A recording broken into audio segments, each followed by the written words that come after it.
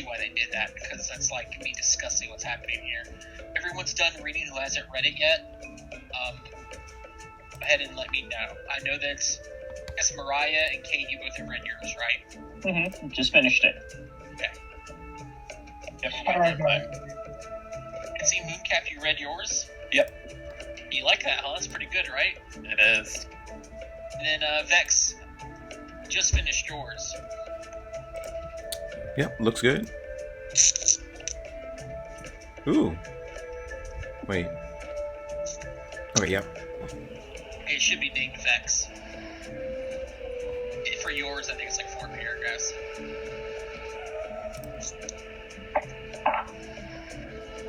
Finished it already?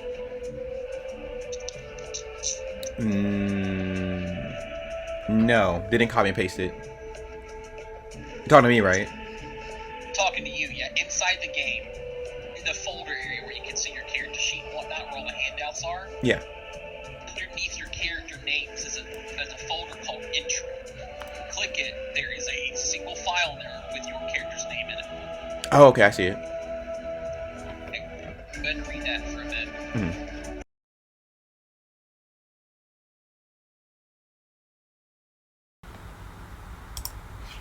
It's a nice enough campus, a place you could get used to.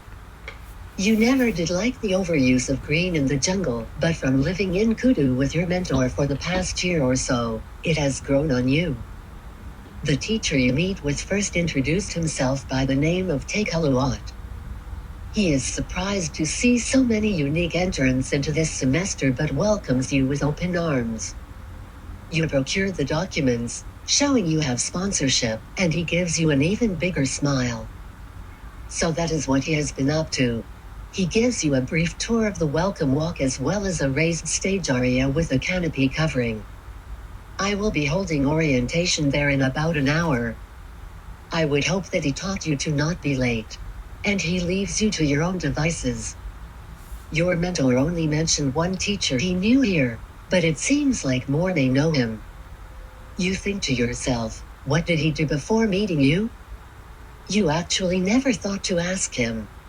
Or, if you did, he waved it off, or, more likely, he went on a long discussion of a boring lecture about it and you lost track and stopped paying attention. You feel yourself smile but shake it off before anyone sees. A sudden rush of excitement hits you as you turn to see the same teacher talking to a small plant that resembles a mushroom but walking on 2 legs. They hand teacher Ott a few scrolls and he reads them. The short interaction ends with him motioning towards the same central area, and the small creature swiftly marches over there and sits patiently. Deciding not to meet anyone new just yet, you sit on a bench nearby to take in more of the surroundings before heading to the meeting place.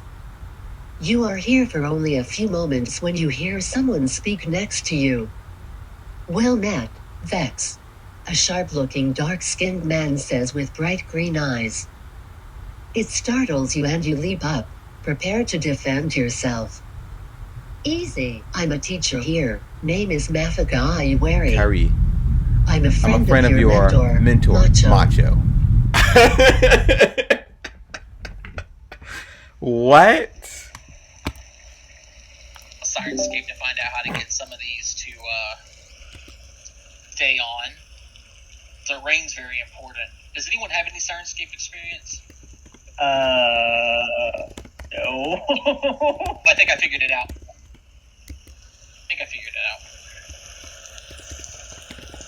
I have to hold it down. Is that what did it? I'll find out to see if it does it a third time or not. The rain ambience is the most important part. I knew you would say that, Macho. So it is. Now you understand everything I was telling you about him, right? Like why you would be the way that you are, because you know the person that was doing it. Yeah, this is all coming together. This is awesome. Yeah.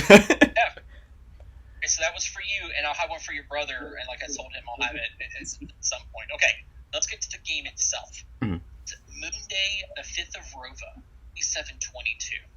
I have a calendar. It's on another handout, but I can't actually put it in the game because it's too free. Trappa, track of, but I do have a calendar I kind of made, which took forever, by the way, because I had to convert all of Mondays into moon days and all the Saturdays into star day. Anyway, we begin this adventure, each of you arriving together more or less at the Magambian Academy as initiates. Gambia has a beautiful campus with massive mosaics of John Chitembe's 10 magic warriors that overlook the school's terraced gardens, the surrounding city of Nantambu. Beautiful view, only slightly spoiled at the moment by, you guys guessed it, a powerful rainstorm. That's why I wanted the rain to be going constantly, but it's not. So there's a rainstorm going on right now. You're in the jungle, it rains all the time. Mhm. It is assumed for each of you to be young adults or older, hopefully. You have secured a sponsor for your attendance at the academy. For those who've read I gave you, you know the sponsorship. Obviously know yours as well, Moonflower, so we don't have to worry about that so much. But you have just embarked on your prerequisite. Am I saying that right? Or perquisite? Prerequisites. Well, no, it's not prerequisite. It's perquisite. Another word. Perquisite. It's a prerequisite. It's a period of public service, usually lasting a year, that entitles new initiates to then attend class as well as receive school housing and stipends. Essentially, in probation. This is the way it works. For the Magambian instructors, a human man with colorful clothing and warm eyes meets your collective group. Hey, we gotta do our first handout today, guys. Some of you all. So I was this guy. This is Takulu Ott. Look at how he meets you. Ah. You can even read that stuff about that as well. Who he is, his area of specialties, a lot of that stuff. Actually, common knowledge for your characters once you went to school long enough. It's something you have to learn about. The teacher speaks with a gentle, soothing timbre. Welcome and kind hello, students. It is my pleasure to instruct you. My name is Takulu Ott, but you may call me Teacher Ott. The devastation of Earthfall resulted in the slaughter of billions and widespread destruction of civilization. It erased much of humanity's knowledge. The man credited with bringing back magic to humanity was Old Mage Chitambe, folk hero and death to the people of the Mawagni Expanse. During the age of anguish that followed Earthfall, Old Mage Chitambe and his students, the 10 magic warriors, any notions to the statues that you can see even from this plaza that you sit in, traveled the Mawagni Expanse and beyond to deliver lore and with it hope. Perhaps the greatest and most long-lasting of Chitambe's achievements was founding the oldest and arguably the greatest magic school in the world, Gambia. This day, Gambia strive to spread the same knowledge and hope Old Mage Chitambe and the 10 magic warriors did so long ago. Teaching the blend of arcane and primal traditions, Gambia aims to do more than educate wizards and druids. It hopes to act in service of the whole Larian. Hierarchy of Magambi is as old as the school. Numbers begin as initiates. He motions to each of you.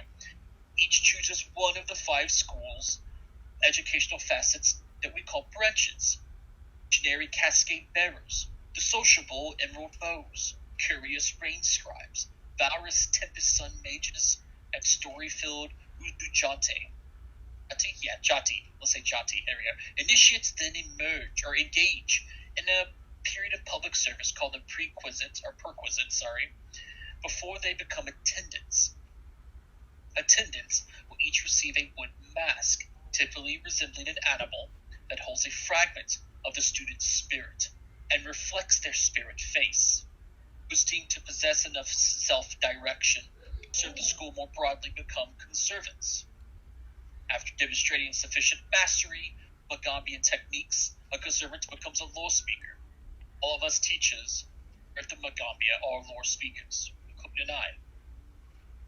You are embarking now a life of study and service. See within you intellect, passion, judgment, in short, the virtues to build upon the strength of the thousands who have come before you. We follow in the footsteps of Old Mage Chitambe. Held showed us that the price of magic is the responsibility to better the world. If you already understand that the 5 branches of scholarship shape journey through, you probably haven't realized they will shape your legacy as well. All of us stand here buoyed by these street of thousands who each with their own unique story to tell. Ask yourself, what story first me thousands each of you before continuing. I have not just come to welcome you or our new students. I am also here to conduct the customary interview initiates receive before acceptance into the Megamian Institute. Some of you might have already had individual interviews with your sponsors that recommended you the university, which may have included picking out your branches. I can only assume that you have sufficiently distinguished yourself during these interviews, or at least with your sponsors, to earn your place here at the Megamian, or else you wouldn't be sitting here before me. However, I still must do this introductory interview, regardless. So, this interview actually serves as a pre-campaign session to help build characters together, essentially your personalities, you're going to act, so on and so forth. I'm going to go ahead and, as you're kind of sitting in that central area there, under the, as you guys can see in the middle, I'm going to drag some characters out here. Left to right or right to left? Doesn't matter. You guys decide. I'm not going to have you guys be nitpicky unless you want this to be the order and we force it. Well, I'm asking the group. Left to right. Left to right it is. Okay, then. Alright, so it starts with you, Moonfo, then. Flower, sorry.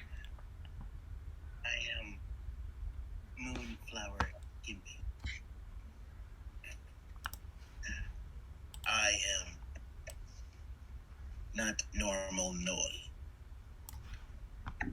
I be given power from someone special to my tribe. He has granted me great wisdom, in which those within my tribe recognize me for this. I come here to learn of what I'm given, and that I am hoping that I can take my tribe with me one day with others. With me is my companion, Ripple. Ripple has been with me for a long time. Describe everybody what you look like. Oh, sorry. Got it. Remember, so everybody knows it's really good. I love that. I love that you're getting into it.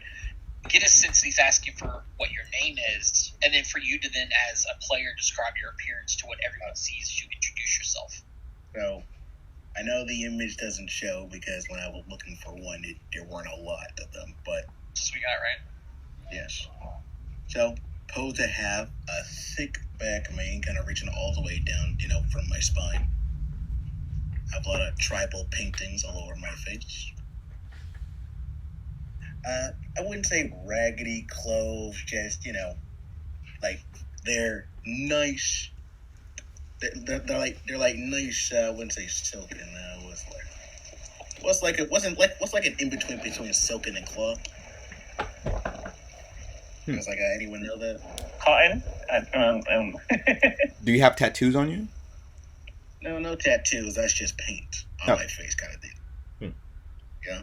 I have, accessories along my ears. And, my character has braids coming down from the top of her head. Where, the main ends.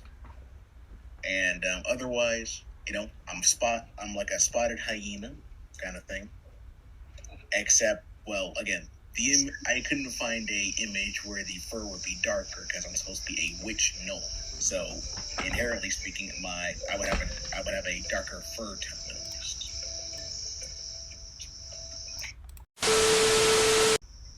I like it. All right. Cool. He looks then, after your answer, he looks to...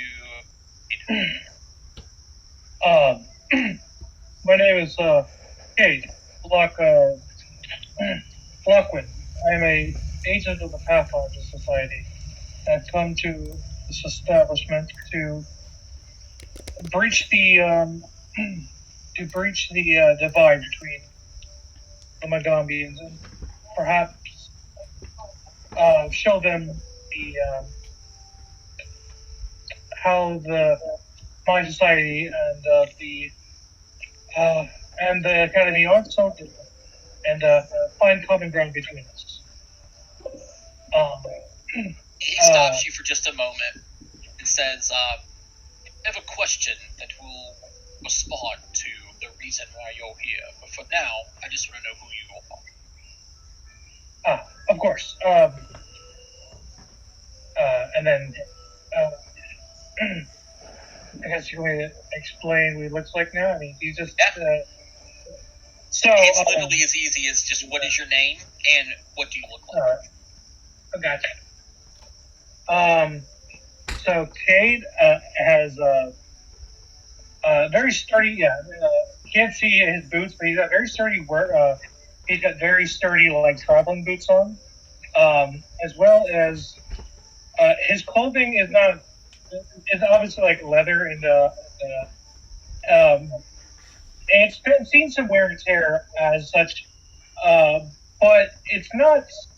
It looks very clean. Like it seems like this person very much keeps his uniform and his clothing very clean and proper. But it has seen a little bit of travel, given that he's likely not from this area and has traveled a long way to come here. And across, he has his hair like in the front and like not slicked back, but definitely kind of flowing backwards a little bit, and across his back, you definitely see a well-made short bow and arrow sitting in his quiver.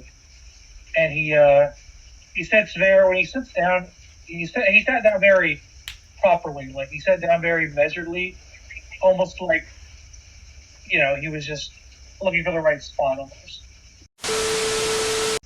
definitely someone who seems very aware of their surroundings, essentially. I like it. Next is Maria. Okay. Mariah stands up and she does. Mariah stands up from where she's sitting at, and she does a sort of like an Eastern bow towards everyone. And then what she's dressed like, you're going to see a 21-year-old female, approximately like 5'5". She wears her hair factually adorned to the side, and she has makeup on, and she is wearing a red robe. And the red robe you're going to see is pretty high maintenance a little bit. It's a little bit fancy. And she also has makeup on as well. Greetings, everyone. My name is Mariah Miyazaki. I'm so excited to meet everyone. I can't wait to learn all about this school. It's going to be so much fun. Someone out there is like, are you going to preach love to us as well? No, I'm not about love, but I just want to learn so much about magic. I want to be able to socialize and also have a lot of fun. She introduces herself as an elemental sorcerer. So the Miyazakis are well-known elemental sorcerers from Goka. So I'm just here just to learn more about our powers and everything too. Dancing Mooncap stands up, kind of does a cute little wave to everybody and says, "Hi, I'm Dancing Mooncap." He's wearing well-worn hide armor. There's a couple of patches and, some cuts into it. And around his neck, he's wearing a scarf, and a holy symbol hangs essentially from his, mushroom cap head, kind of in front of his face. I'm a champion of Ashaba, liberator, protector of the weak and all that.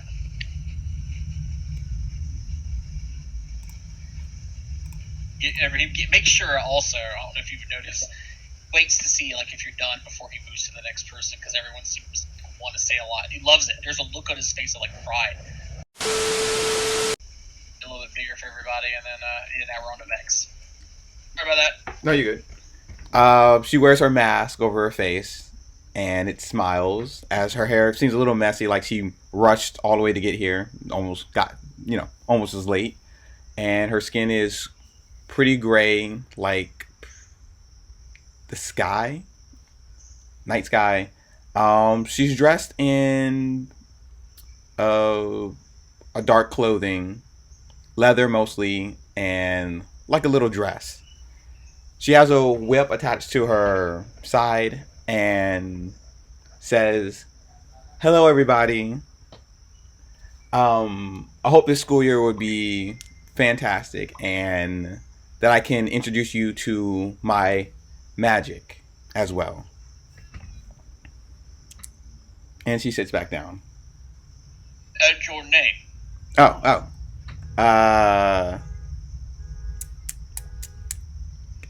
Can I cast? Well, can I cast an illusionary disguise? In the middle of public? Yeah. In the middle of the girl? Yes. Yeah, you can cast anything you want to right here. Okay. She's going to slot today. Yeah, she's going to cast illusionary disguise and mimic Cade. And it says, Cade, that's pretty much who I am. And it changed back out. It gives you a raised eyebrow when you do that, but doesn't say much about it. Question 1 is complete. Now we move on to question 2. He asked it again, and then he's going to start, and with Moonflower again, he goes, "What most interests you?" What's the most interesting hue? That most interests you. Oh, So essentially, what he's asking for is what's your aspirations, what are your hobbies? Okay.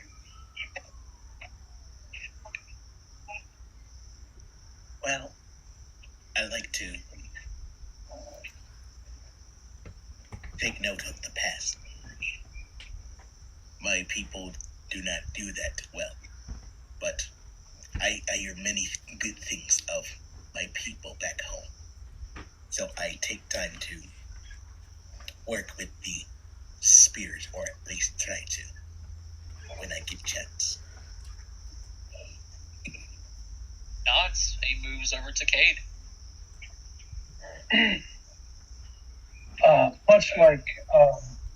Much like old man Jatembe, I would think, I seek that what was lost. Learning about those who came before us, and learning all I can about various topics is what interests me. Nods. Turns now to Mariah. Teacher, I definitely like to learn a lot about about the academy through magic and learning how to become a better sorcerer, but also through like socializing, meeting different people, having a really good time, and I aim to be class president one day. Miles, That's could be a high milestone, as we don't really have class presidents here. Okay, I must add that this is by no means an interrogation. The idea here is a conversation. Talk to me like I'm a person just wanting to know more about you, as well as fellow classmates. You shouldn't like a question was asked of you, and get to know each other. There's no right or wrong answer either. This should be very clear. He now looks over to Dancing Mooncat. He stands again. He's like, well, first of all, dancing. He does a little spin. Helping people. Yeah. You're facing the wrong way, Dancing Mooncat. You spun a little bit too much. That's okay. I can hear you all just fine. I like this guy. Alright. You sit down with your back facing the circle. I don't know if there was an answer there. Vex, your turn. Repeat the question. The question was, what most interests you? He's asking for like aspirations or like hobbies. In Mwangi specifically, or just anywhere? Of course. Like, what is your hobby? Would you have a hobby? I mean, obviously, he looks to you and he kind of like smiles. And he's gonna know what the answer is. What's a hobby of yours? Most interests you? Can't say that. Ooh, definitely can't say that. making tricks, coming up with awesome tricks for people to see. I am an illusionist and a magician myself. He nods. Next question then. What do you consider to be your greatest strength? What's asking here is what your best stat is and what your best skill is. You could role play it how you think you would, or just give a mechanical answer. It also lets the party know where you best stand. What's your best skill? What's your best stat?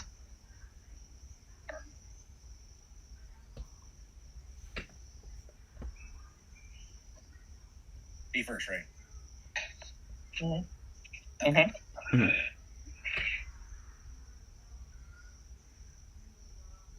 I'm good at communing with strange things. Tribe says I think really good. Say religion then, or occultism? I don't know what those words mean. I know that I do good with spirits. It'll be very interesting to discover then. Say that you're very bright or very wise. Bright. Good. He turns now to Cade.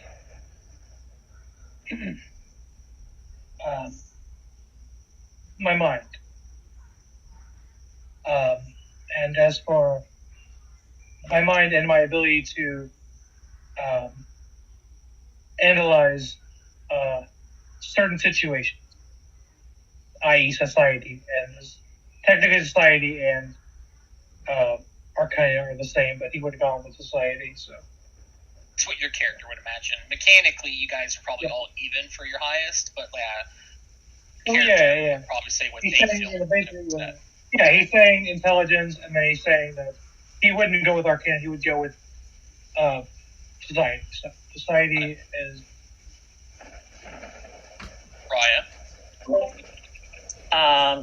Mariah is definitely gonna talk about my social skills. I'm definitely good at having a way with words to anyone, whether it be casting magic or whether just making friends. I'm just a social butterfly. I love talking. Sometimes I talk too much, though. That's what you got to tell me. I sit down right back down. It's going to be interesting. Let's see Mooncap. Well, dancing a lot takes a lot of strength, and you got to know the right moves. And of course, well, my faith in Ashava. So, what would you say about a dancer who is more deft and strong? Well, that's not me. I danced for a long time. Some people are definitely faster. Very well. And he turns to Vex. Mostly illusions, deception, fae, learning about shadows and stuff, and spirits. A little agile too. So, I'm a good runner. What would you say your best at then? One thing? Is your best stat and then your best skill. Your character would assume their best skill is because you're going to be tied with a lot of skills right now. Right. Best stat, my flexibility, dexterity, and skill-wise, I would say my deception. There you go, guys. For those who do not know, we have also 2 intelligent classes, a charisma, a strength, and a dexterity. That's a good blend. Think about it. Now, it also means that your characters are probably not that wise. Hey. That's funny. Wait, nobody's charisma? We have a charisma. I'm pretty decent. No. Charisma, strength, 2 intelligences, and a dexterity. The stats that you're missing, obviously, con's not going to be a big thing people focus on heavily, but wisdom is going to be.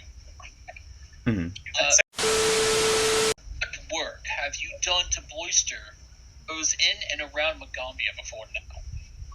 This gives you guys an extra bit of chance to kind of talk about your backstory of what you want to talk about your character, things that you've done around the area that would have helped, or come up with yourself, like maybe something that you haven't mentioned to me or that's in your backstory, something you to the group that represent what you've done from around Magambia.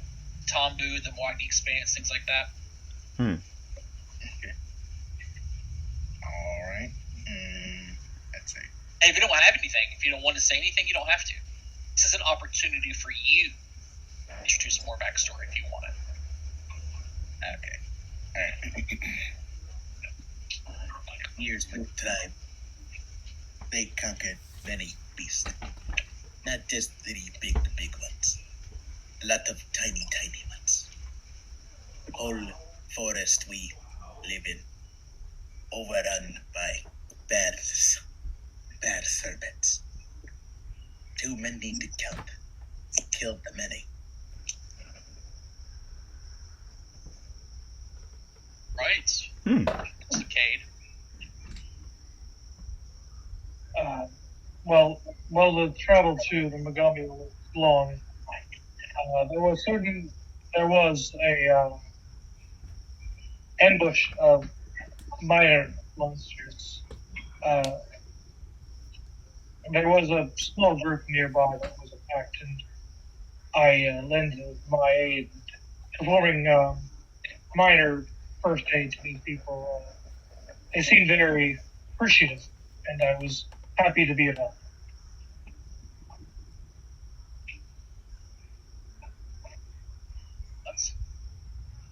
Next.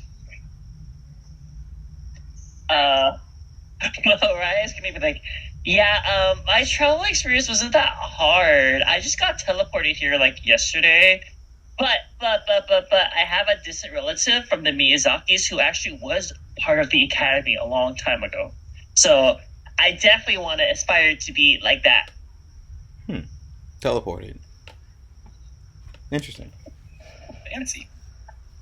Erik. Something that you see quite often. Right then. There's now the next person. Well, I've mostly been living kind of down in the Bandu Hills and up through to Lake Okota. Helping the Kalijay elves, finding lost children in the woods, that type of stuff. Guiding travelers. Must also bring something very apparent to everyone sitting here. Most of us teachers, most lore speakers, are really under the effects of a tongue spell. I already tell that some of you may not understand what others are saying. Specifically, Raya, I noticed something because you do speak common, but guess what the common language is from where you're from? Tian. So, Wagni isn't this language you would have learned over there. So your two languages, because you only have two, are going to be Alden likely, and then though you can understand what he's saying, some of the people here who don't speak Ian or Talden will understand what you're saying, and it's probably that you're speaking Talden. That's for brevity's sake, if he realizes that, because he would explain or at least repeat the answer so other people can understand it. Gotcha. Going forward, I would recommend taking the time to either get a hold of maybe potions as such or learn the language of the local people. Alden's a good go-to. It's a language spoken quite commonly, but Milwaukee is number one here. I'll try my best to study. If you need help learning the local dialect, I can be of assistance as well. Thank you, Kate. Your name was Cade, right? Thank you, Cade. If he does a little bow towards Cade. And Vex, return.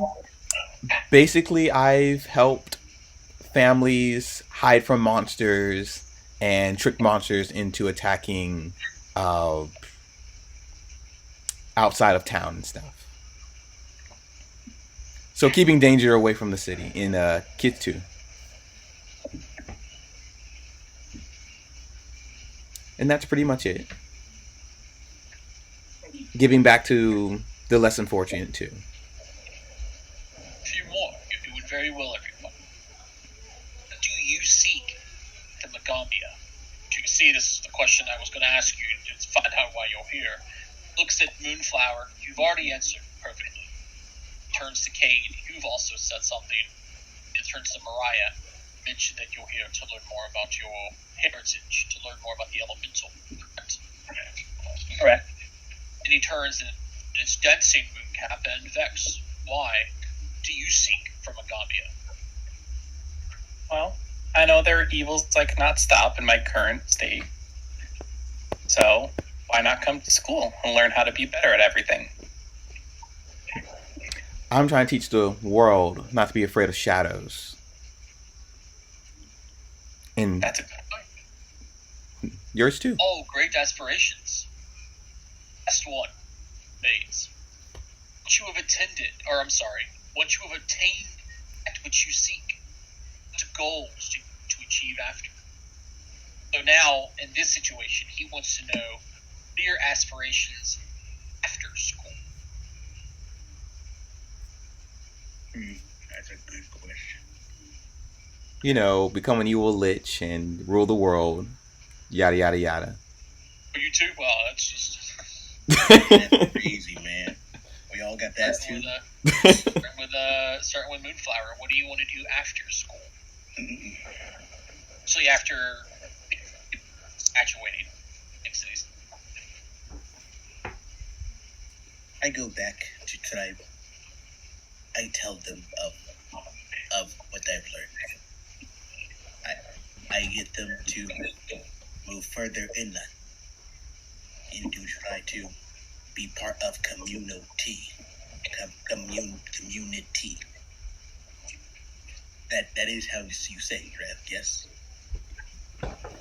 It's very good.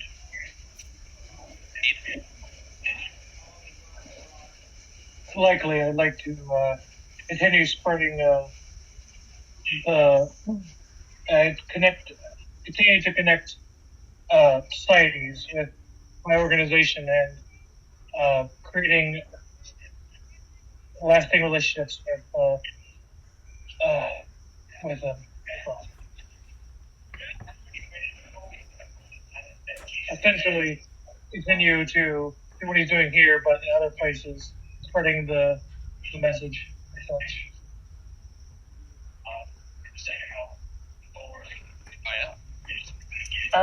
Mariah's gonna say, hey, I'm not sure yet about the future or what it holds, but most likely, I would like to spread the Miyazaki's, the name of the Miyazaki's elsewhere too, not just Megambia, but spread throughout. While also sharing the knowledge that I gained from Megambia. Dare ask? I don't know. I haven't really thought that far ahead. Perhaps I'll travel. Settle down, have a nice couple of... right then, Vex. I want to show the world that they were wrong about me. So, you know, rub my diploma in everybody's faces, pretty much. Oh, I got you. Okay. Did not expect any deep answers to these questions. I know that some of you might not have deeply considered any of these matters. That's what I was looking for was thoughtfulness, as well as a sense of how you frame your responses. Beautiful. It says, looking to each of you with a variety of pride, understanding, maybe even some confusion, looking specifically at Nancy Mooncap for a little bit here, still facing the other direction. Along with these simple questions, this interview will involve a short series of aptitude tests for each of you. Presents challenges for which I wish to see you students overcome. At this, he stands up at its circle and motions for you to do the same. He'll stand. Offering her a hand to Mariah if she wants to help out. Thank you, Kay. Are you two dating? I'm not going to say how you're doing. I'm just going to grab your hand. Like, okay, and just do a bow. Of course. And no. Correct. I'm just being polite. These tests may have many solutions depending on your specific abilities. Although the easiest solution to each test involves magic, they encourage the creative use of mundane ability. I strongly believe there's magic in everyday solutions as well. I do not mind if you decline a challenge. I understand that as new students, you might reason back the magical skills accomplish every task. What I ask is that you give your best effort, or stand by your choice to abstain. Everyone ready? I'm gonna raise my hand if Mariah could. You said not use magic or use magic? Either way, just want you to try. Saying that magic may be the easiest solution, but I encourage creative uses of mundane skills as well. It's in place of. Okay. Thank you. Time. Everyone ready? Yes. Yes, David. Yes. And you light this candle, not flint or matches, and he places a candle down before each of you.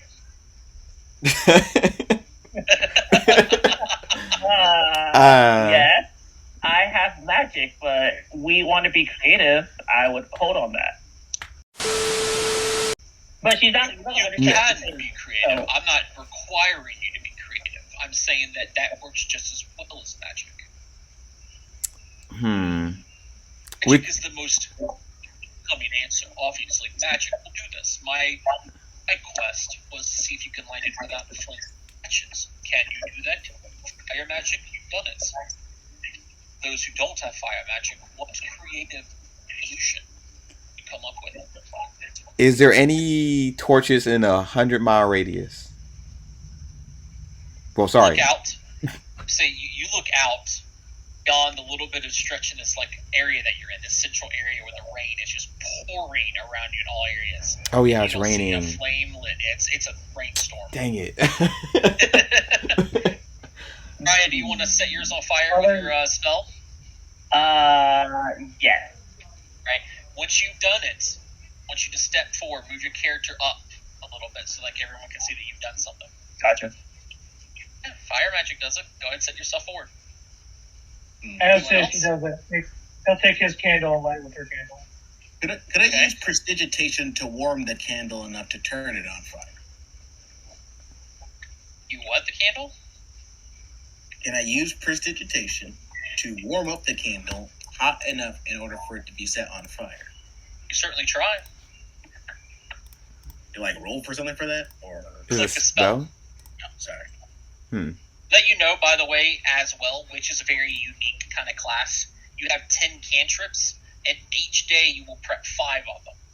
Go over to the right where it says 0/0, just change one of the numbers to a 1, and that's one of the cantrips you prep for that day. I wanted you to click it because I wanted to see it. It's warm. It's not enough to set it afire. Try to cast it, but yeah, it won't work it. But if you maintain it, it just warms it. Theoretically, cook it. Boil it up. I mean, cook is a thing, but it just say it's non-living material. You know what? I'll allow it. Go ahead for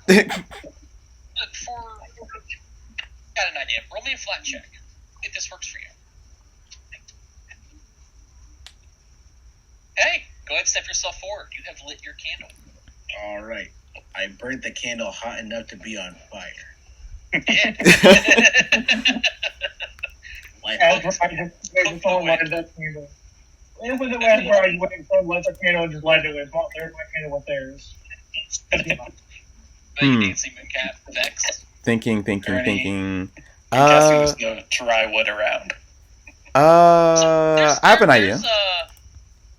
There isn't a lot of suitable wood at hand, but you could, if you happen to have wood and tinder, you could, but there is tinder and stuff nearby. Survival is definitely an option. Do the whole, rub down. Yep. Is Mariah's candle still burning? You don't happen to have any dry wood or tinder. I know you didn't buy tinder. No. At the very beginning. So, yeah, if you want to do it, grab some of the kindling you can, and some of it's a little wet, and give me a survival check. Rate of use. Use a hero point, or do we keep it 8? We'll use a hero point. Hey, first hero point. It's gonna be worth it. Wow. Go, you grab some wood, you sit down, you set it up, you go to start rubbing, you realize you forgot the most important part. To let air get to area, right? So you break the wood a little bit on the bottom, you start rubbing it together, and sure enough, you make a little bit of spark, a little bit of fire, set it to the candle and light it. Go ahead and move yourself forward, dancing.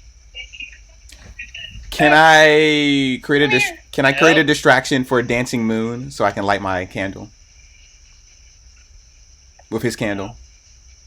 But you saw Cade literally pick up his candle and just light it with someone else's. I guess he's a nice guy. I was literally calling you. Bex, come here. Hey buddy, can I get a piece of that candle real quick? Of course, I'm always happy to spread the light. Thank you. Very good, everyone. Very, very good. Had you had dry wood or tinder, the DC of the survival check would have been reduced by 5, but it was irrelevant in your situation. So, right. Everybody, I'm going to set yourselves down one more row again. Boop. That's number 2. And you get a feather from this bird without plucking one. He What? lets out a coo, and a blue quail flies down, lands on his fingertip. Iris here is tame enough to flee only if someone gets too close. Mage hand? The question was, can you get a feather from this bird without plucking one? I see. Without plucking it.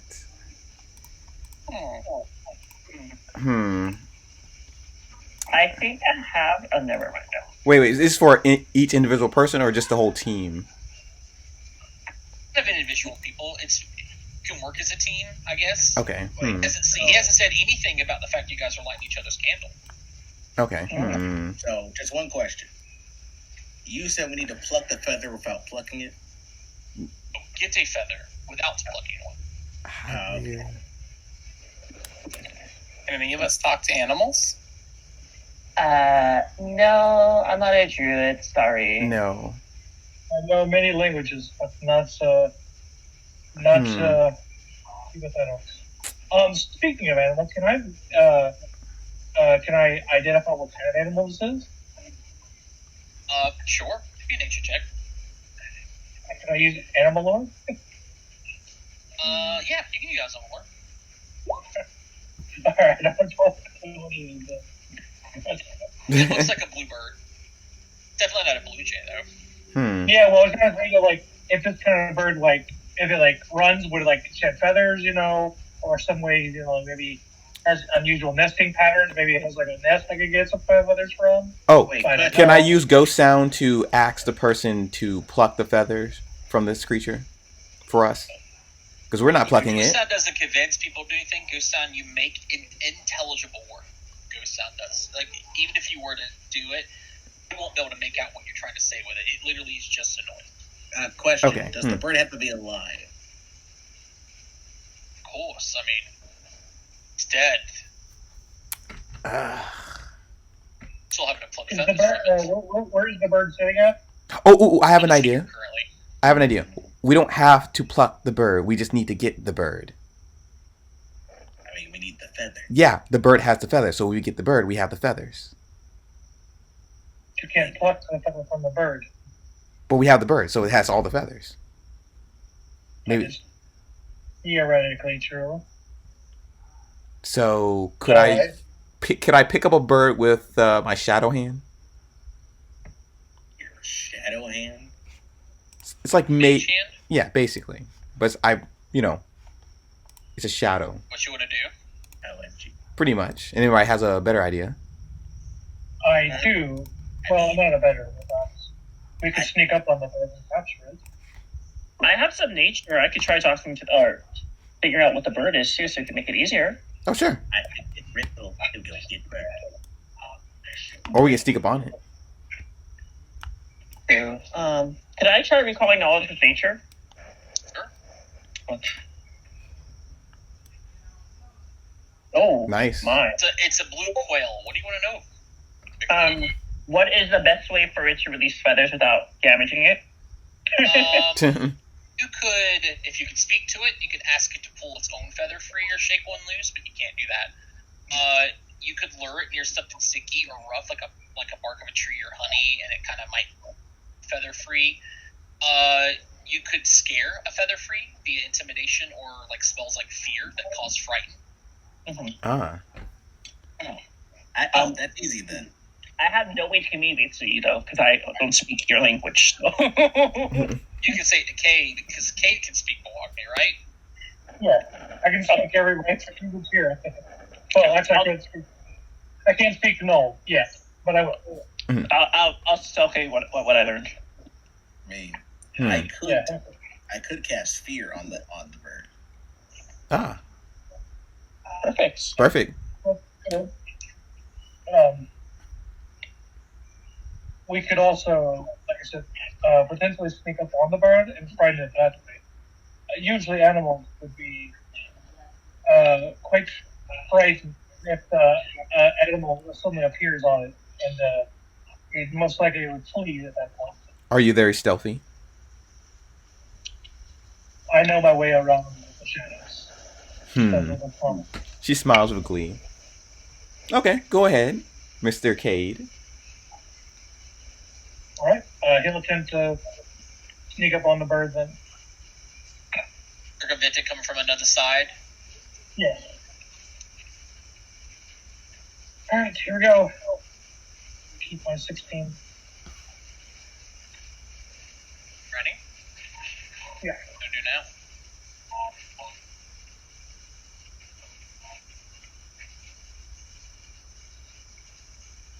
What's next? What do you want to do now?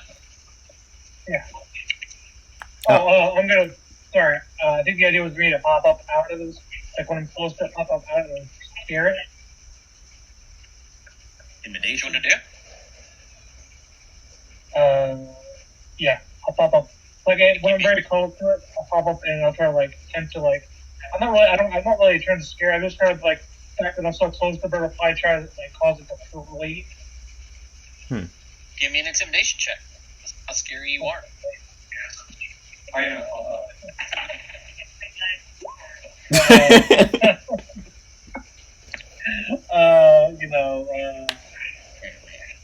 have an idea. I'm going to put it to sleep. But do we need it? That's not going to work because we still have to pluck it. Well, then I'll get Ripple to pluck it for me. But we don't need the key is to not pluck the bird. Moonflower. Okay, fine. Then that's not okay. Fine. You can try to use fear on it, like Mariah said. Thinking about it. Remember, work smart, not hard. Goes, ooh, and like bird kind of like turns and looks at you and kind of like flaps his wings a little bit. It's kind of like get a distance between you and it because you got a little close. You don't think you scared it at all. Cade's kind of like, huh? This is a rather beautiful bird now. Look at it. Mm-hmm. So, Moonflower, are you going to scare it? Or do I have to do everything? You don't tell me how to intimidate. Intimidate did thing. You guys, perhaps we could do this quickly. This thing is distracted. Thank you. As fear? Yes. It gets spooked at this. Shivers in its spine. It flaps its wings, goes kind of crazy, flying for about 6 seconds, and then re-lands.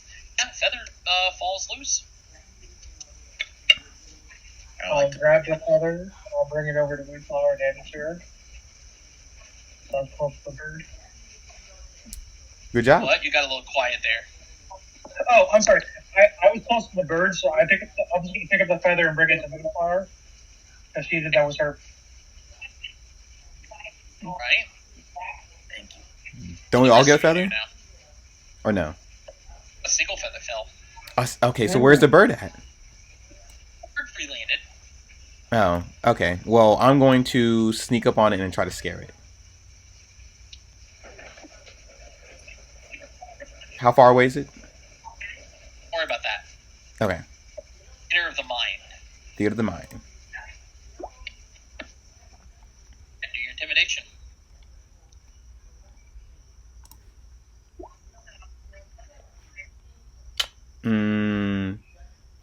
Hero point. Oh, a little higher. Not enough to really spook the bird. Can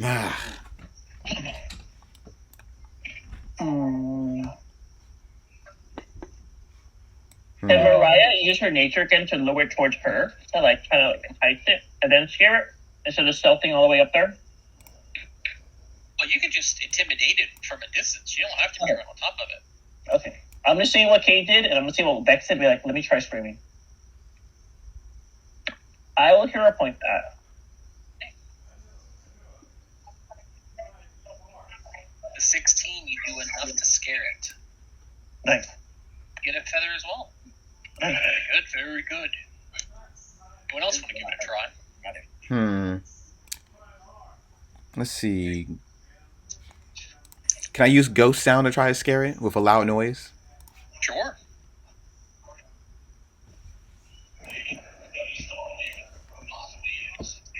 Crackling of thunder. It's already thundering and stuff outside right now, so. Oh, well then a giant, let's see what scares birds. Just be a loud noise. Yeah, just any loud noise. Alright, do me a favor and give me, Arcana, right? You were occult. Arcane, you're arcane, right? Yeah, arcane. Give me an Arcana check.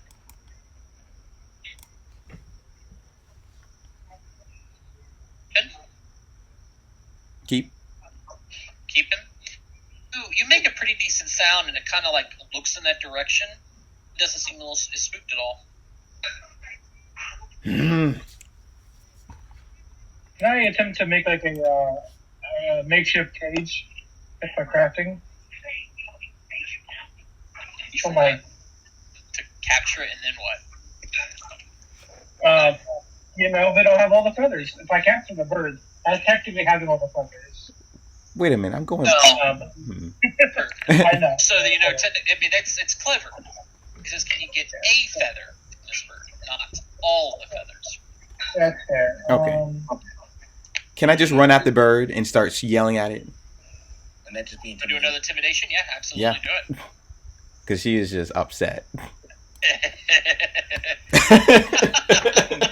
And All right. You stupid bird! Just give me a feather! I don't want to hurt the bird, but can I like a quick shot at it, maybe to scare it? I don't know. I want to hit it though. Can we help aid them in yelling at them or intimidating? What? Do you have to be trained to that, or you don't? You could do something even deeper than that if you think about it.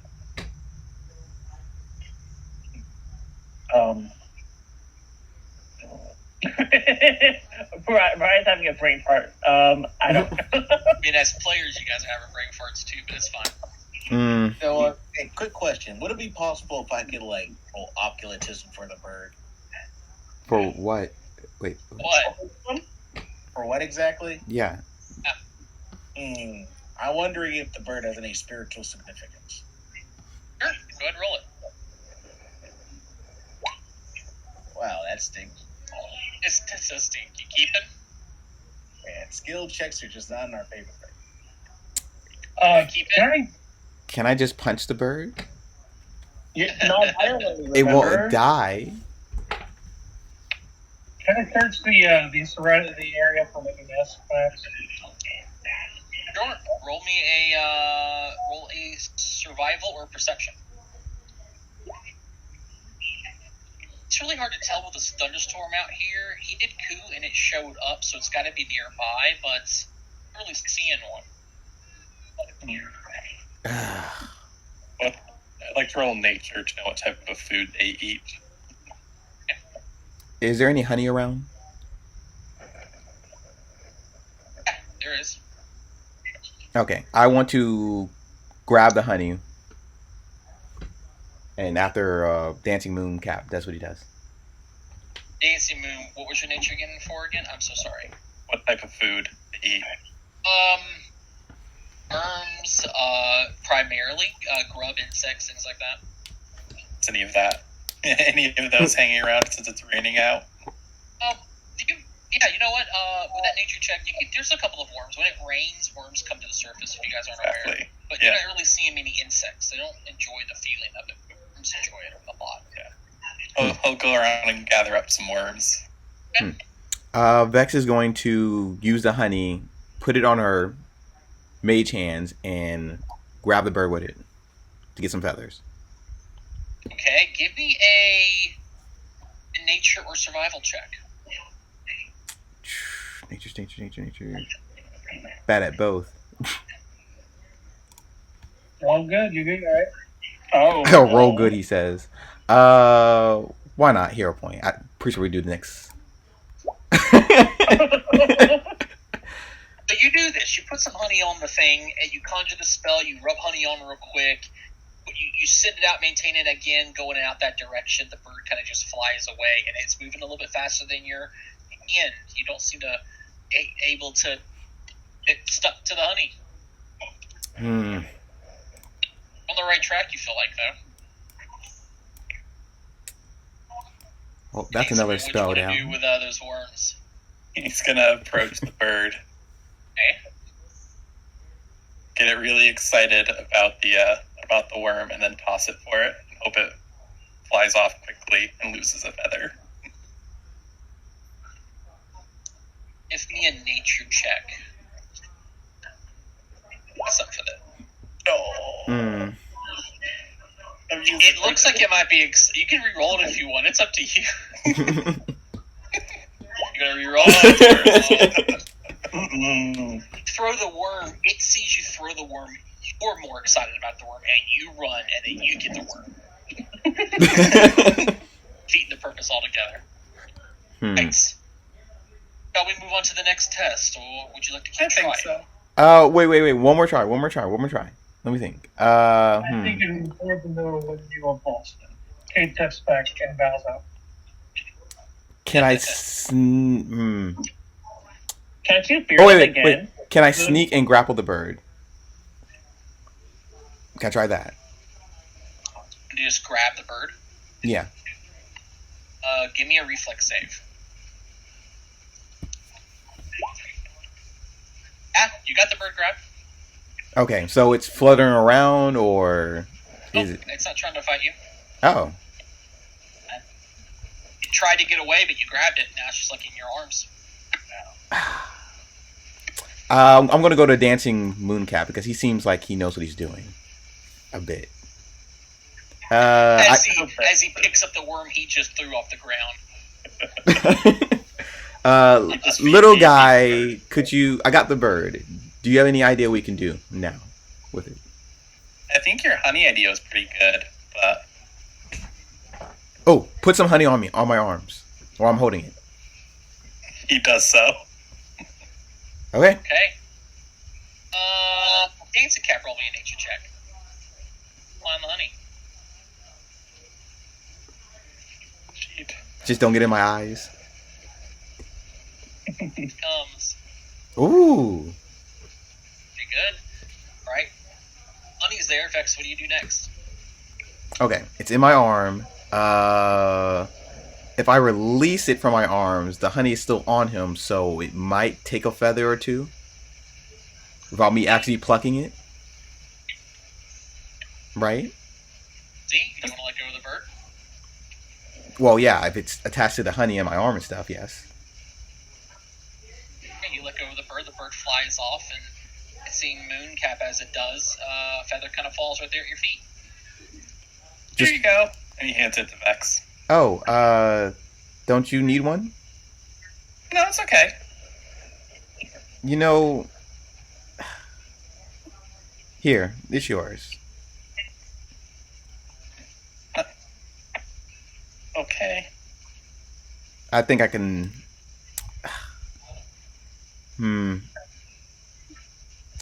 I'll try it again.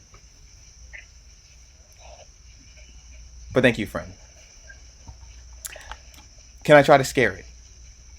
Absolutely. Oh my god.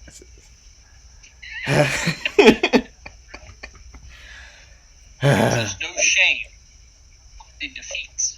But I'm like not. you have been defeated. I'm not defeated. That's what I'm trying to tell you. You're not defeated. Very clever so far. You can move on to the next with no shame here. No, I can do it.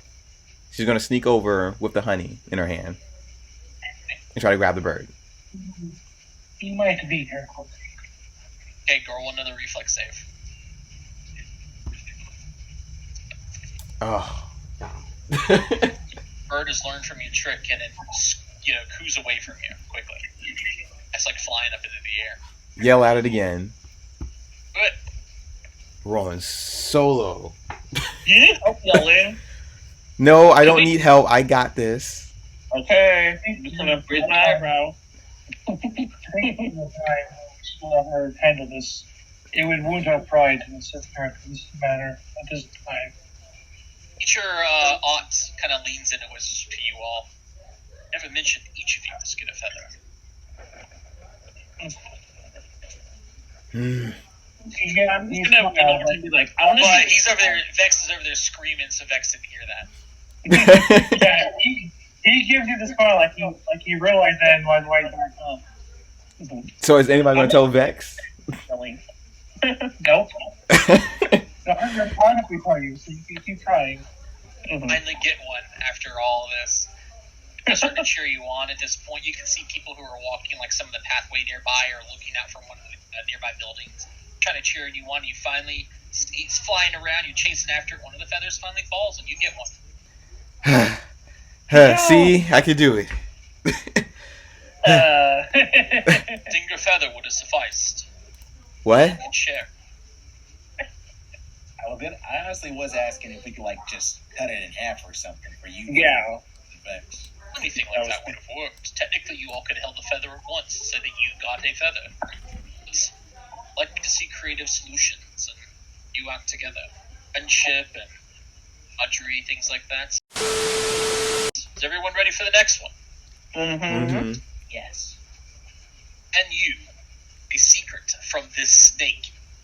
It presents a small, harmless, shovel snout snake. Distinctive scale patterns on front of it. It's kind of like writhing and slithering around his wrist, and it keeps on. How people like play with snakes so that you can always see it.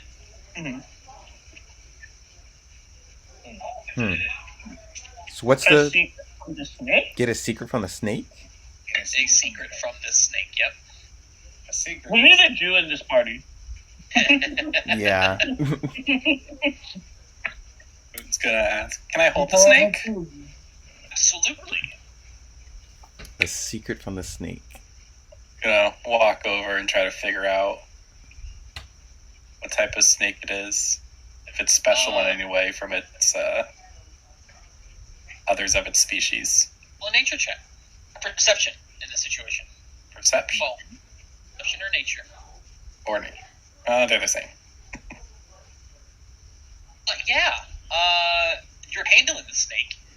You see that there is a hidden spike on the snake's tail. Clever little friend. Can I see the snake next? Yes.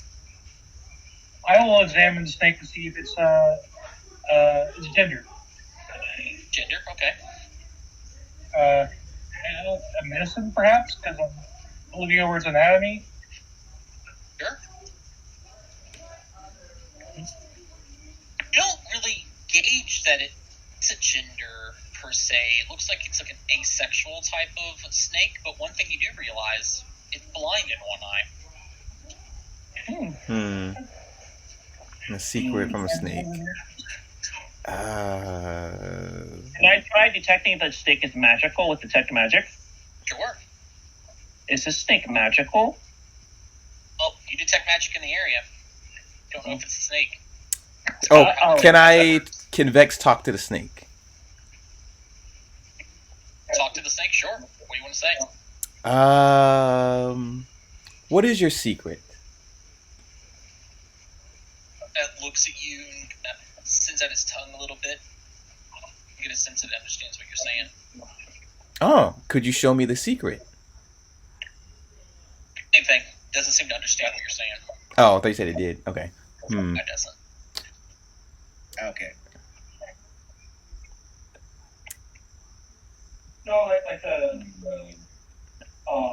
it's not that in between.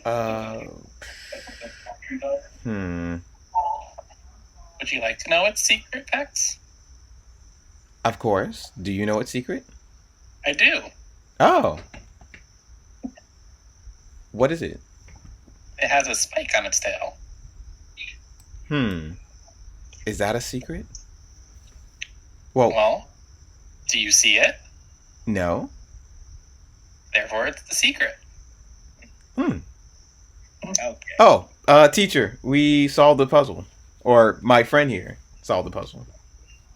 Well, I might have more than one secret. Well, he only asked for one secret. That's true. Okay. This time, I perhaps like to. Hold on 1 second. Moonflower, what did you say? I like to roll for occultism. Occultism, you said? Occultism. Yeah, do it.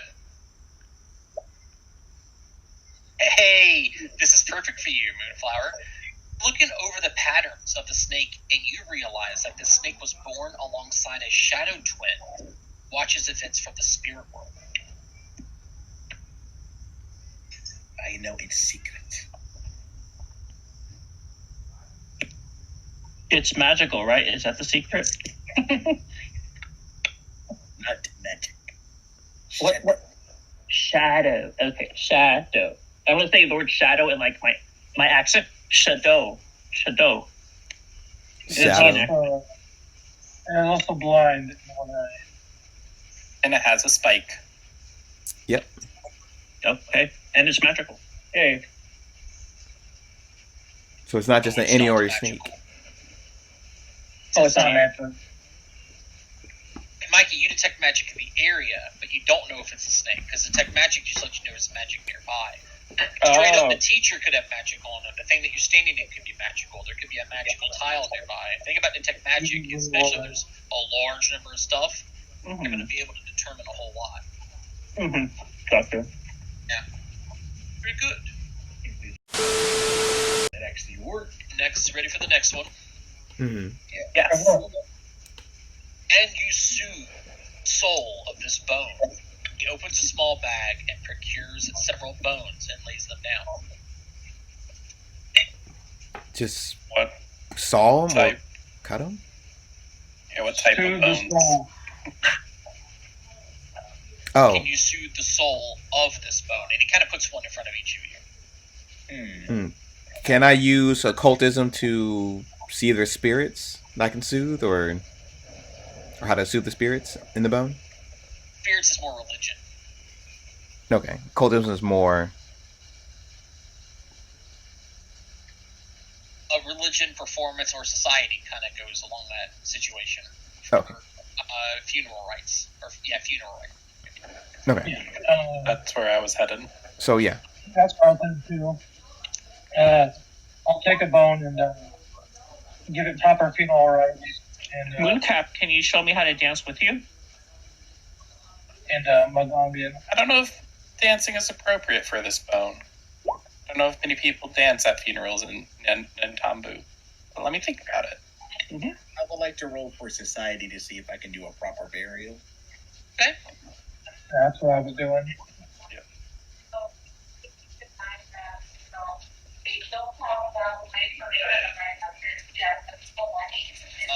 I'm assuming Vex, you're keeping your 11 there? Yes. Alright, do you want to do anything, Mariah? Yeah.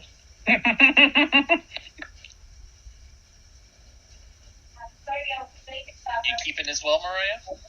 Yeah. Dancing, Cade, and Moonflower, you guys know about a socially appropriate funeral rite to perform to soothe the spirit of the bone. Mariah and Vex, no, nothing comes to mind.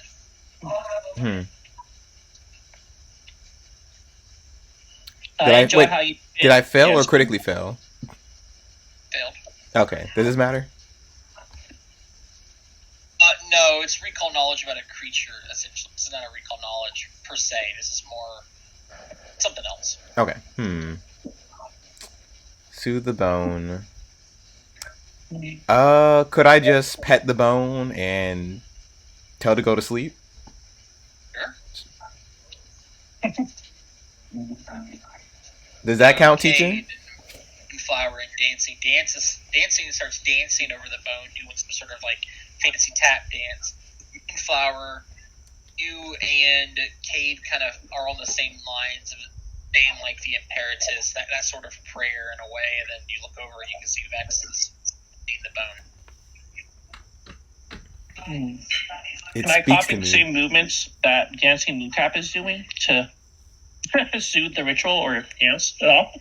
Yeah, if you want to. Yeah, I did. X, what about you? Oh, heck no. No. A little more like this. I could copy what they're doing and dance around the bone. I get dizzy and fall on my head. All right, I'll do that. Performance.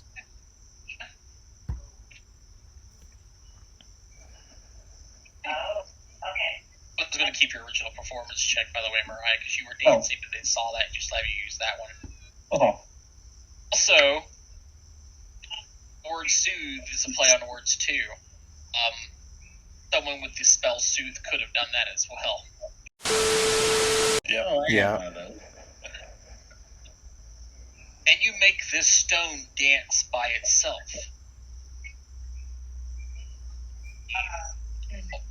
Is that a stone in the center? Yes. Wait, dance by itself? Yes. I'm gonna think to Vex, be like, mage hand, it's by itself. Oh, yeah.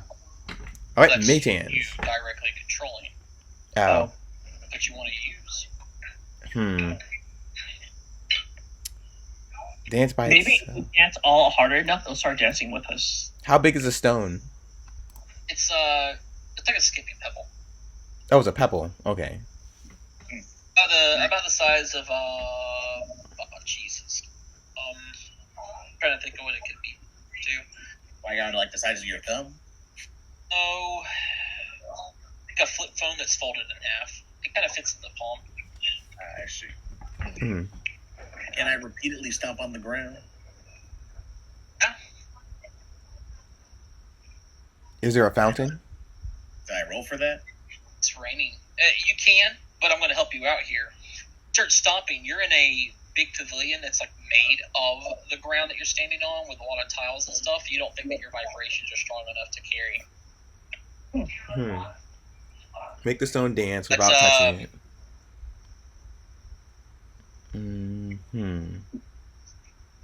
I think I have an idea. Maybe if we attack the ground next to it, it'll like jump up. Yeah, let's do that. Want to stab the ground with a rapier or something? No, a whip. I have a staff I could use, just tap it next to it. See if it counts. Can I like spin the stone? Do that? What you want to do? Like for the check? I mean, I'm asking, is that what you want to do? Yes. Okay. Acrobatics, athletics, and thievery. Those three. You said mystery? Thievery. Oh, thievery. Alright, so thievery, athletics, and what was the third one? Thievery, athletics, acrobatics. Oh. I'll use athletics. I'm going to hero point this. Okay. That's Oh, better. nice. Take the stone and you spin it with enough force. It spins and keeps spinning. Continues to spin. It's around the area a little bit on some of the stone tiles before it finally flops over and he applauds you. Doing a solemn applause. That's nice. Get it. There's one. Oh, I'll use thievery to spin it myself, like a Beyblade. Okay. Natural 4, you are rolling awful today. I am. Y'all are today, honestly. I attempt to make like a fulcrum. So like, like I place it in the fulcrum and like the one side will go up and down, like almost like a teeter-totter almost, Be by itself, the fulcrum would be controlling it then at that point, right? Well, that's not really, because like it's still up and down with centrifugal force. It's not really. I guess, yeah. You just do what she did, but I don't want to do that. Yeah, I'm doing what she did. Acrobatics for Mariah. Okay.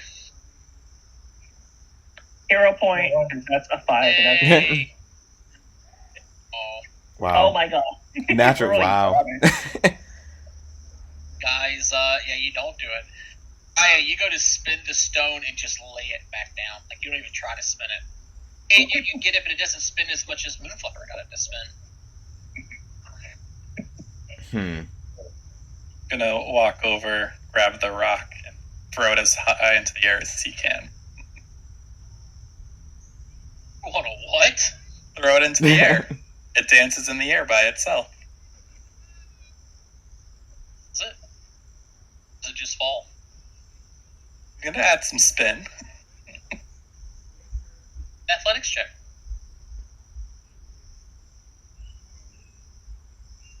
You throw it up. You're going to do this outside in the rain or in this little area that you guys are in right now with the roof? Outside in the rain. Put as high as you can. Goes up maybe 15 feet. Not too high. Into the ground with a splat. He just kind of keeps staring at you. He doesn't give you a congratulations or anything. I feel like it going up and down didn't spin as long, or it wasn't active as long as Moonflower's spinning was. Mechanically, you didn't roll high enough. Might have worked to spin it, though. I do it in a creative way, but... Creative works. I have modular DCs here for all kinds of creative ideas that I've made. What's in the middle? Well, that's a stage. It's raining. Could I use my mask to get some water and put the stone in the mask? Yeah. What are you aiming to do? Let it move around due to the rain, and it, the rain's gonna bounce into the water and it's gonna ripple and move the rock around with my mask. The mask has eye holes, so you'll feel a little bit in there, and I'm sure it's got nose holes too, so you can breathe through it, right? No, it just got eye holes. Okay, so you put the water in it. It's not too... I'll cover it with my hands. I have 2 hands, 2 eyes. You put a decent amount of water in there. You go get the stone. You put the stone in there, and the stone kind of sinks to the bottom of the mask. A little heavier than buoyant. There's got to be a way.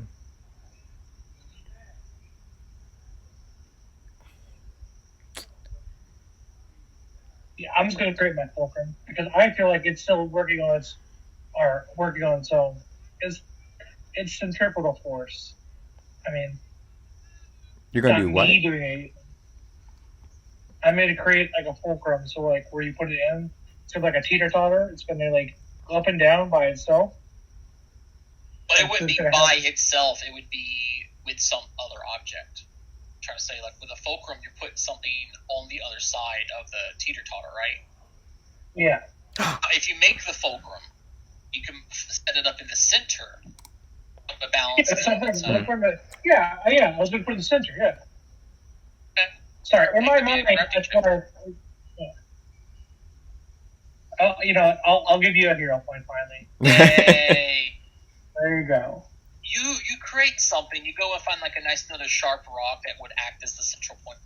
You kind of start trying to balance the rock in there. Weight's just a little off, and you see it like wobble for a bit and then fall over. Ooh. Mage hand, I'm going to grab the rock and put it as high as possible into the air and then drop it into some trees. So it will bounce off the branches. Why would it get stuck?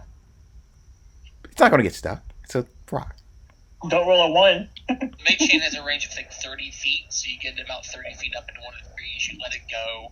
Hear it clack, clack, clack, clack, clack, and it falls, but gravity makes things fall a lot faster. It fell just about as fast as Mooncap's thing that did, but enough.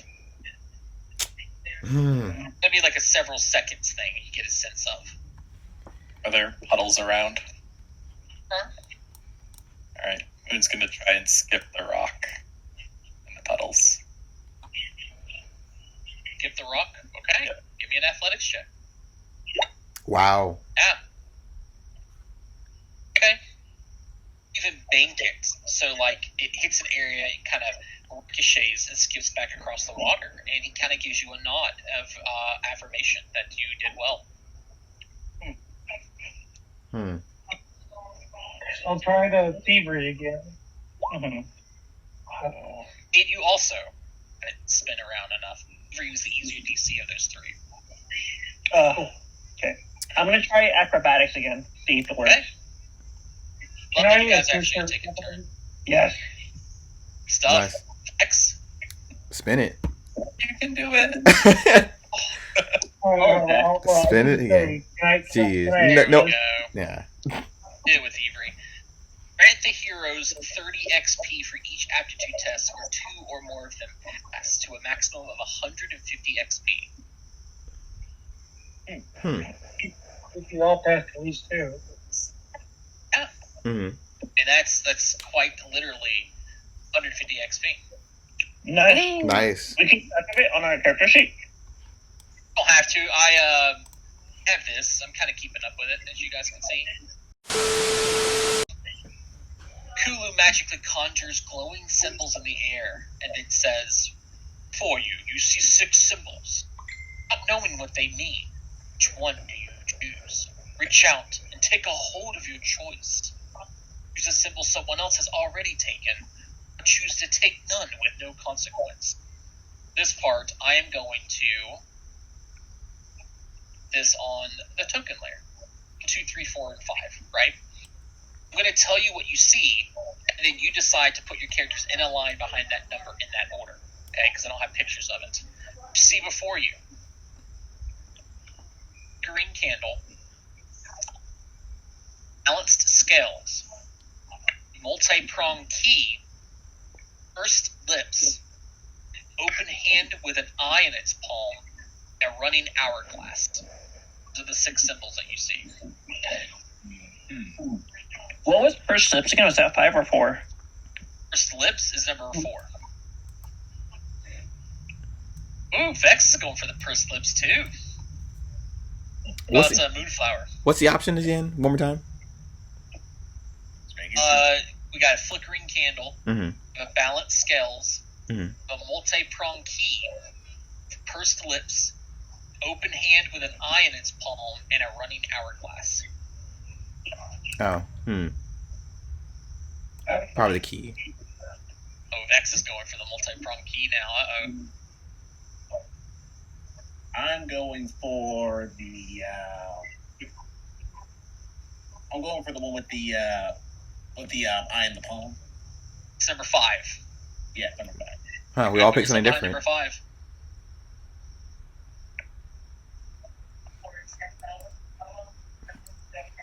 That moonflower? Yes, I said number 5. Go Yeah. ahead and put yourself behind number 5. Oh, sorry. There you go, right there. Alright, everybody. You've locked in your choices. Upon touching the symbol, you, a cantrip, is an innate spell you can cast at will. You don't have access to spell casting, which some of you might not yet. Become trained in spell attacks and saves of this type, and your charisma as the modifier. Keep this cantrip until you learn to cast another cantrip from any other source, which is likely to be when you guys acquire the druid or your multi-class archetype upon reaching level 2. At that point, the greater magical lore you've uncovered replaces this minor spark of life. If you already know the cantrip I'm about to give to you, I have another one in place I know you don't have. And there could have been something you could have gotten if you chose none of the symbols. You didn't have to pick any of them. So, for those who have access to spellcasting and cantrips, technically you'll have this also when you gain your next cantrip, which will be at level 2. Got it. So, on the list, number 1, you gained access, Mr. Dancing Moon. You can drag this over to your innate spells. You will learn to cast Dancing Lights as a primal innate spell. Seems appropriate. Yep. Number 2, Mr. Cade. You have learned to cast the spell Guidance as a primal innate spell. Yeah.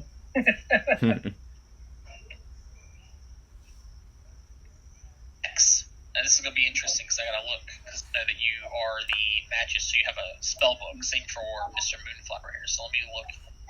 Spells. Okay. Oh, didn't do it right. Lex, before I can tell you, I'm going to come back to you. I need you to pick more spells. as a magist, you have a spell book. It means that you technically have a lot more spells learned that you get into this list. Oh, okay. You know, oh my god. I can only cast 4 though. Yeah, when you prep them over to the right, if you look at your daily uses, you'll do this. Like, if you want to prep these 4, you'll set them to 1, like that. Right. You have, because you have a book, you essentially, as you learn spells, you never lose them. Oh, okay. You know 8 cantrips, so you need to drag and drop 4 more, and you know 4 first level spells. 4? You need to drag and drop. Yeah, you know 3 of them. Oh, sorry, I know 4. Sorry, I can't use 4. You can Yeah. only prep 1. Get us Yeah. You confused. can't use 4. Right. So you do that, and we'll come back to you. Make sure you get 4 more cantrips and 3 more first level spells. Okay. Yeah, and make sure it's in the. Yep, you got it. Innate, but it's primal. That's also important. Yep. And inside of it, where it says you can do your spell casting, make sure you set it to charisma if it's not already. And over in the left side, it's seen as well as it's CAD. From the far left of your sheet, where it says that you're trained in Yeah, dude. Vine. I'm going to also say that you're trained in Primal in Equation. Yeah. There you go. Primal, and there you go. Okay, so we're going to go to Mariah. Mariah, you got the pursed lips.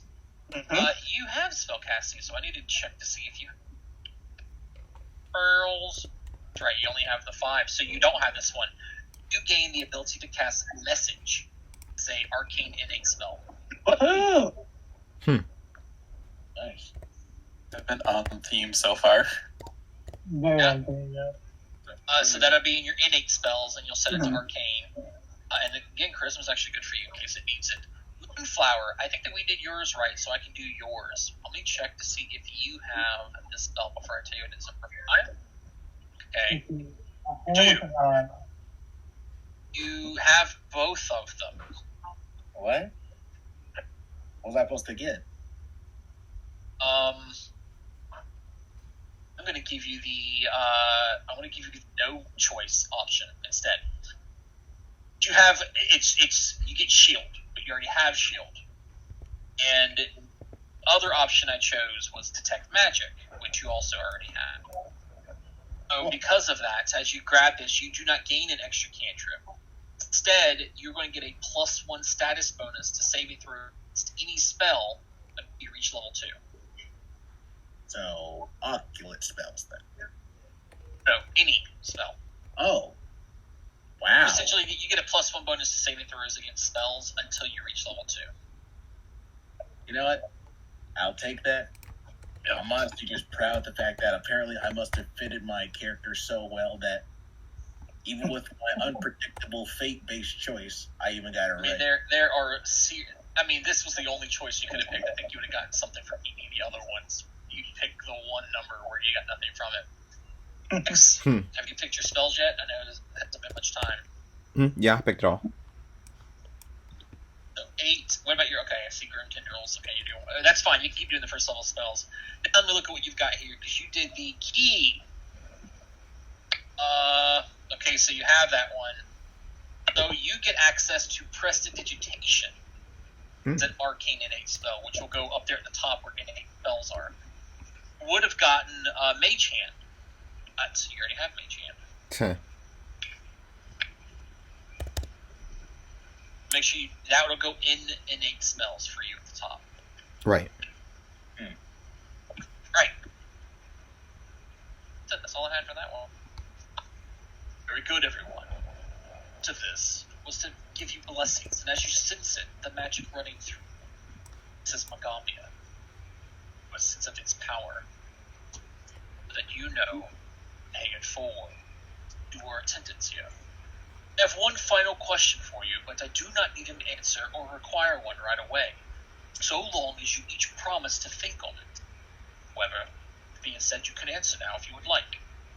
At the Magambia, we seek to understand our differences. Others might dismiss a trait as irrelevant or troublesome. We understand it things make us unique in life are key to who we are as people. And it is who we are as people that defines our magic. Sometimes is things that are different about us, things that societies have taught us to hate, show what our talent will be. The North will say that children with white or red hair have strong potential for magic. Or in the Tamu, we recognize that left-handed people are skilled at undoing magic. A student of mine is terrified of butterflies, but he considers it ridiculous. It's in exchange for this fear of fluttery whimsy, as one of the most orderly minds for games and strategy that I have ever seen. Sometimes we do not understand our magic. Lack of understanding causes pain. People who are uncomfortable in their own skin are incredible shape changers, but often feel unsettled until they recognize the shape that they were meant to be. Those who feel an urge to jump from high places often become frightened of themselves. They are simply channeling the untrained will to fly. Sometimes our talents are not revealed by having need. Teacher's odd face becomes a little somber as he continues. The student here has a family who planned her entire life from birth to death. Punishing her, she deviated just the slightest bit. She only found freedom in the thoughts of her grave. As a result, the dead began to speak to her. Here, she has the freedom to choose her own path. Her necromancy remains strong. This session. You do not have to share. I want you to ask yourselves, it's about you. It finds you, even if others rarely notice it. If there's something inside of you that pulls at you, perhaps to find rational explanation. Thus, I return to my first question. Who are you? And how can that person best be guided to grow?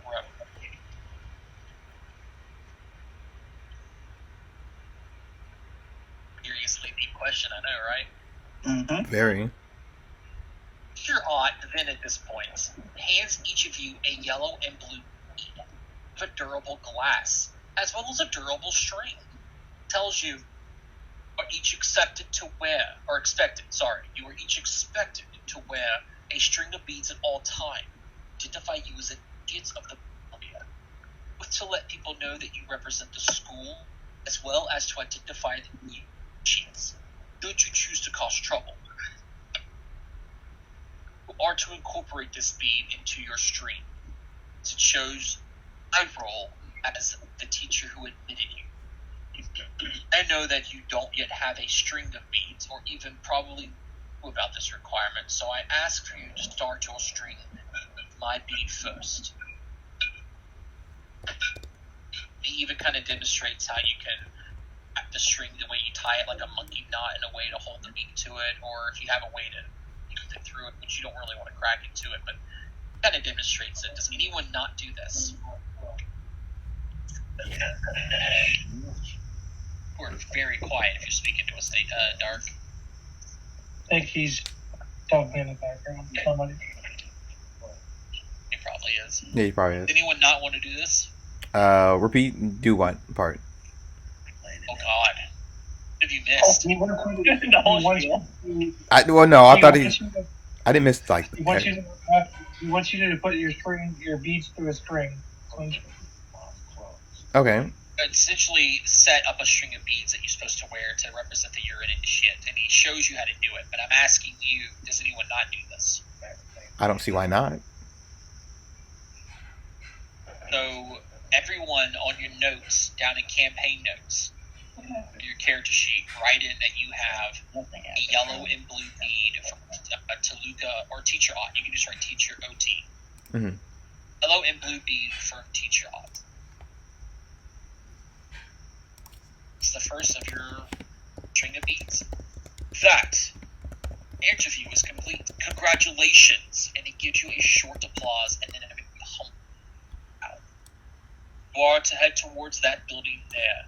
He points towards a nearby structure. And well, its location to everybody here. Yeah. My dot.